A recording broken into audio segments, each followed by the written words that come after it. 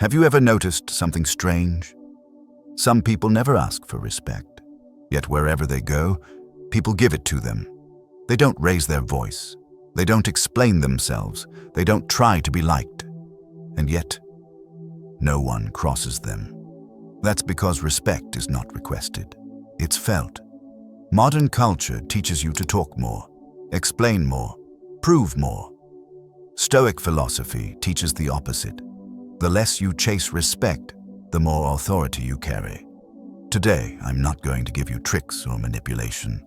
I'm going to show you what to do, the Stoic way, to create instant, natural respect through your presence, your boundaries, and your consistency.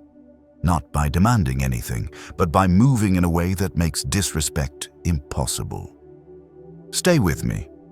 And before we begin, comment this below to set your standard. Respect is earned, not requested. 1. Stop chasing approval. If you want people to respect you, the first thing you must stop doing is chasing approval. This is where most people get it wrong. They think respect comes from being agreeable, from being helpful, from being easy to deal with. So they say yes too quickly.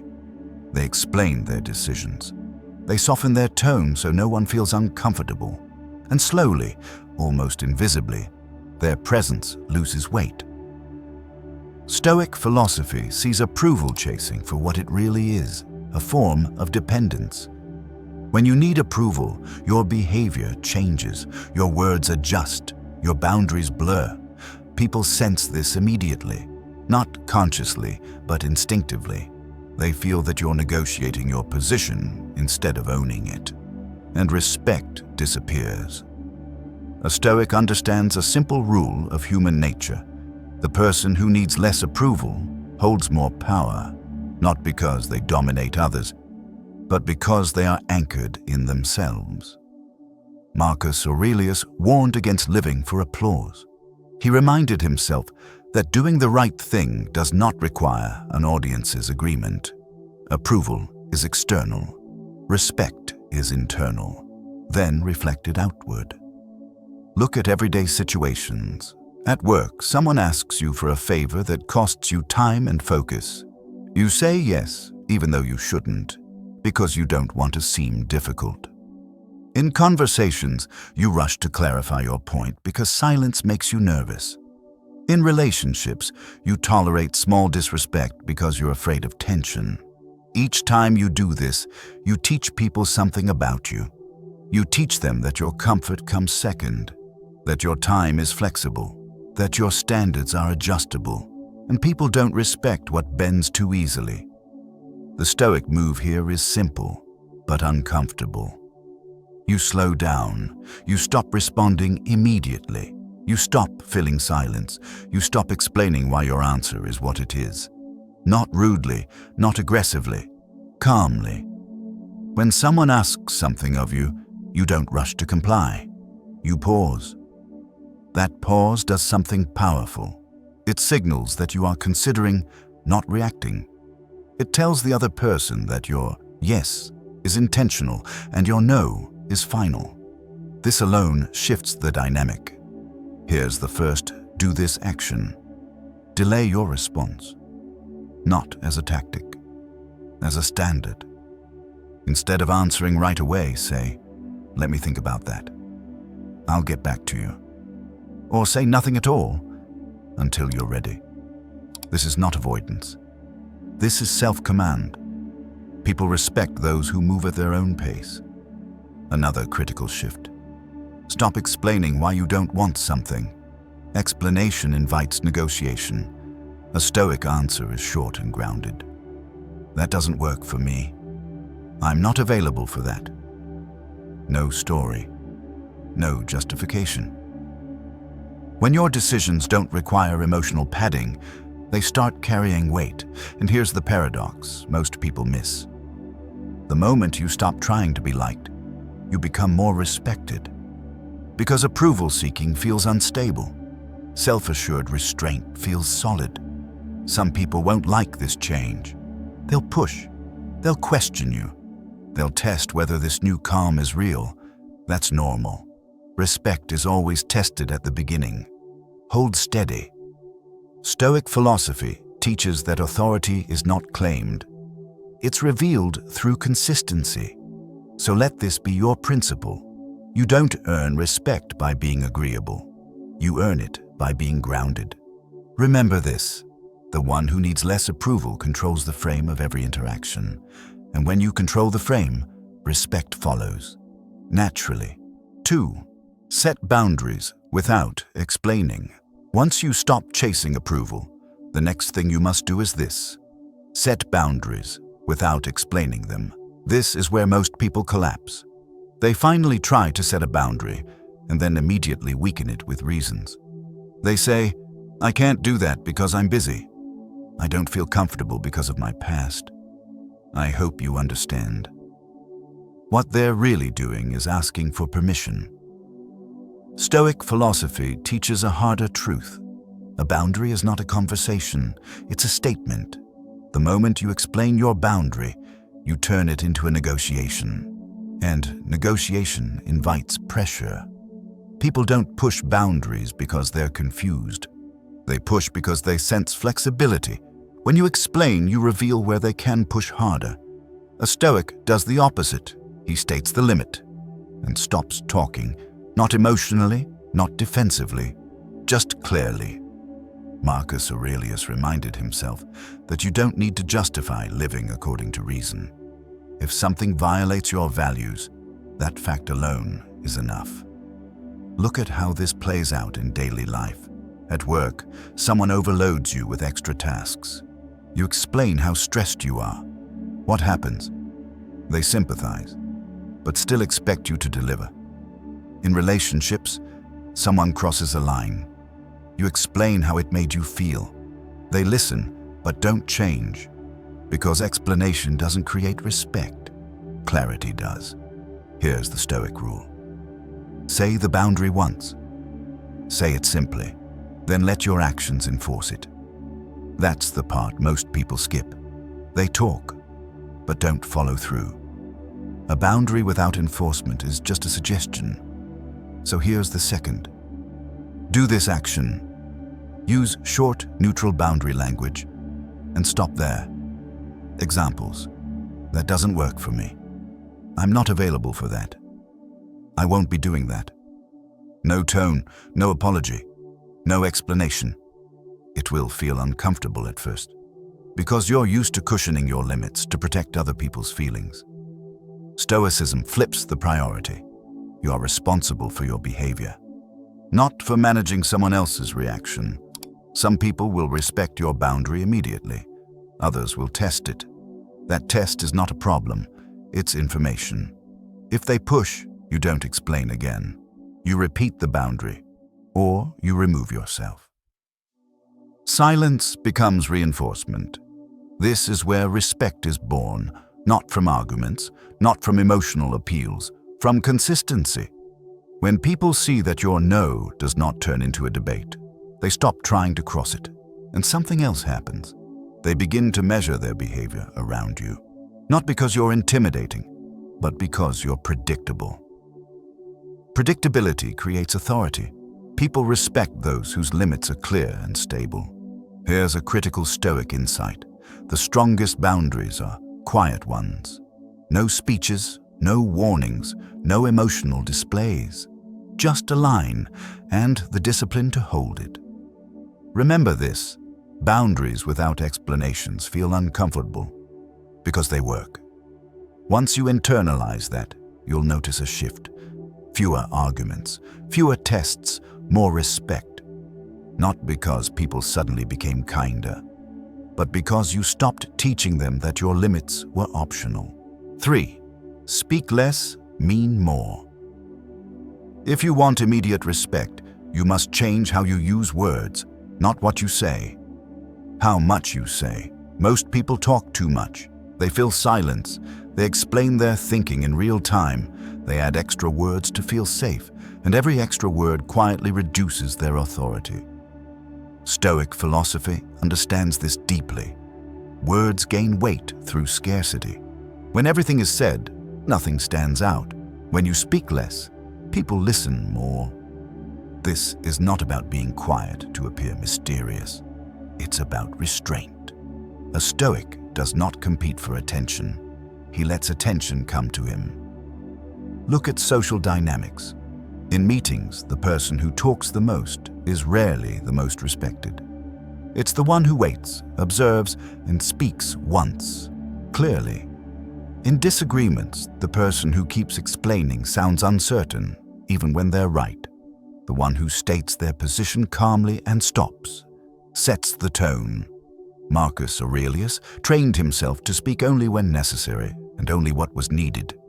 Not to impress, not to dominate, but to remain aligned with reason. Here's the truth most people avoid.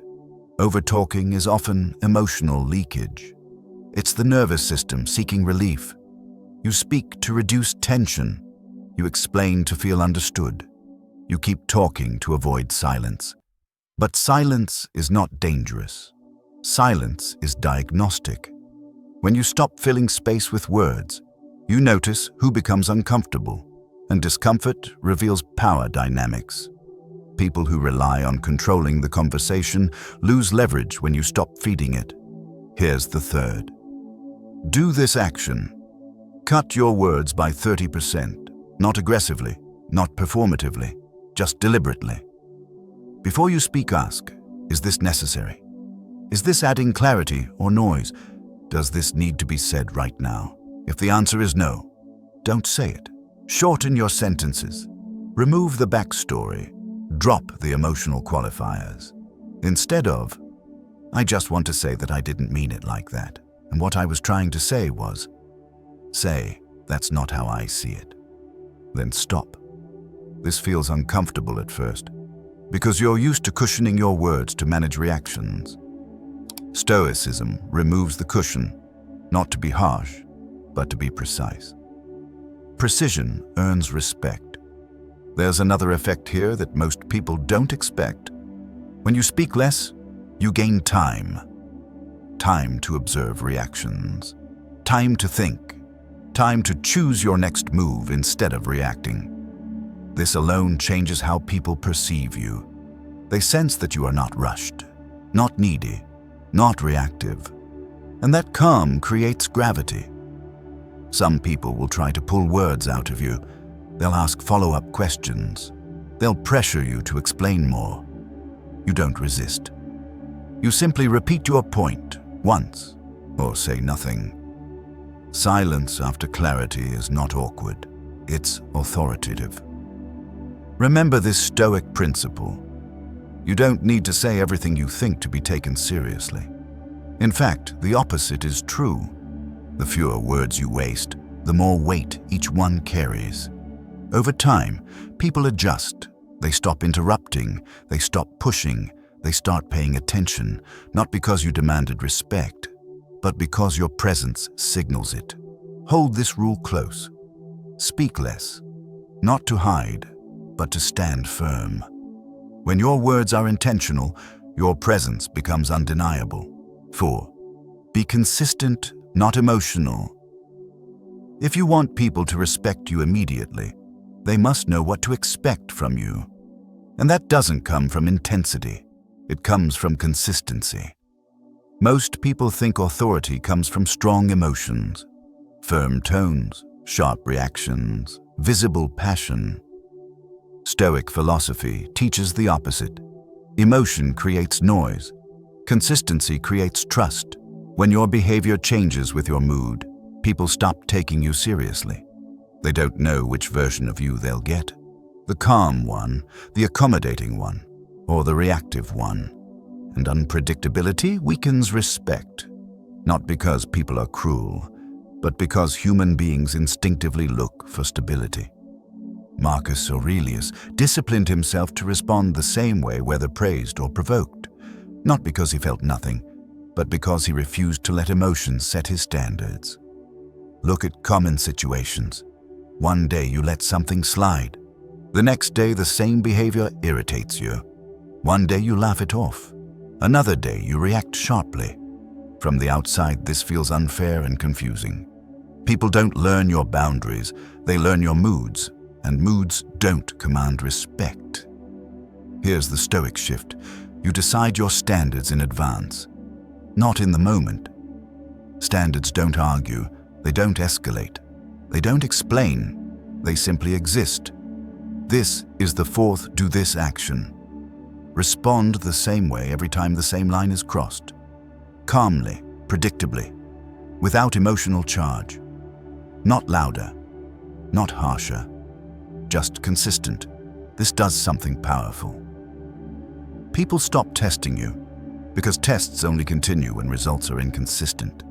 If someone interrupts you and you always pause, finish your point and continue calmly, they learn quickly. If someone disrespects your time and you always step back, they adjust. Consistency teaches faster than confrontation. Stoic philosophy values this deeply because it removes ego from interaction. You're not reacting to them, you're acting according to you. There's another layer here most people miss. Consistency protects your nervous system. When you don't have to decide how to react each time, you conserve energy. You don't replay conversations. You don't rehearse arguments. You already know what you do when a line is crossed. That inner certainty shows on the outside. People feel it.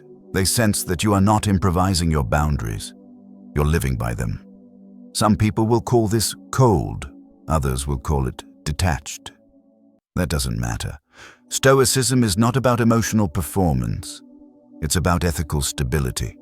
Respect follows those who are stable under pressure. Remember this. People don't respect intensity. They respect reliability. When your behavior is steady, others either rise to meet it or remove themselves. Both outcomes serve you. So choose your standards carefully and then live them quietly. No speeches, no warnings, just the same response every time. 5. Walk away the first time. You're disrespected. If you want people to respect you immediately, this is non-negotiable. You must walk away the first time you're disrespected. Most people fail right here. They give second chances, then third, then explanations. They hope the other person will understand, apologize, or change. Stoic philosophy sees this as a critical error because the first response you choose sets the standard for every interaction that follows. When someone crosses a line and you stay, you are teaching them what you will tolerate, not with words, with behavior, and behavior is the only language respect understands. Marcus Aurelius reminded himself that he could leave any situation that violated reason or virtue, and that staying was always a choice. Most people stay out of fear. Fear of conflict, fear of loss, fear of being seen as harsh. So they minimize the disrespect. It wasn't that bad. They didn't mean it. Maybe I'm overreacting. This inner negotiation is where authority collapses. Because while you're debating internally, the other person is learning externally. They learn, you will hesitate, you will rationalize, you will stay. And once that lesson is taught, respect does not recover easily. Here's the Stoic principle. You don't warn people how to treat you. You show them. Walking away early is not dramatic. It's efficient. You don't need a speech. You don't need an ultimatum. You simply reduce access, less attention, less availability, more distance. This is the 5th do this action. At the first clear sign of disrespect, disengage. Not angrily, not theatrically. Calmly. This could mean ending a conversation, leaving a room, declining future interactions, stepping back emotionally. You don't explain why. Explanation invites debate. Debate invites manipulation. Silence plus distance delivers the message cleanly. Here's what usually happens next. Some people adjust immediately. They recognize the shift and correct their behavior. Others react poorly. They accuse you of being cold, dramatic, unreasonable. That reaction is the proof. People who respected you never needed warnings. People who benefited from disrespect resent consequences. Stoicism prepares you for this moment. You're not responsible for how others process boundaries. You're responsible for enforcing them. Walking away the first time is not about punishment. It's about prevention. You prevent resentment. You prevent erosion of self-respect. You prevent long-term imbalance. And there's something else most people don't realize. When you walk away early, you preserve your calm. You don't accumulate anger. You don't rehearse arguments. You exit clean. That calm is felt. People sense when someone leaves from clarity instead of emotional overload, and that clarity commands respect, even in absence. Remember this rule: the first response teaches the loudest lesson. If you tolerate disrespect once, you will have to fight it forever. If you remove yourself immediately, you rarely have to deal with it again. This is not hardness, it's discipline, and discipline is what makes respect effortless. Respect is not something you demand. It's something people feel when they're around you. Today, you didn't learn tricks. You learned a way of moving. You learned to stop chasing approval, to set boundaries without explaining, to speak less but with intention, to stay consistent instead of emotional, and to walk away the first time you're disrespected. This is Stoic philosophy in action. Not loud, not aggressive, not performative, just disciplined. When you live this way, something changes quietly. People adjust their tone. They measure their words. They think twice before crossing you. Not because you ask them to, but because your behavior set the standard. Stoicism doesn't promise comfort. It promises self-command. And self-command is what creates respect. Without effort, without speeches, without force. So from this point forward, remember, you don't convince people to respect you. You move in a way that makes disrespect impossible. If this video resonated with you, support the channel by liking and subscribing. And comment this affirmation below to lock it in. I move with quiet authority. Until next time, stay disciplined, stay grounded, and protect your peace.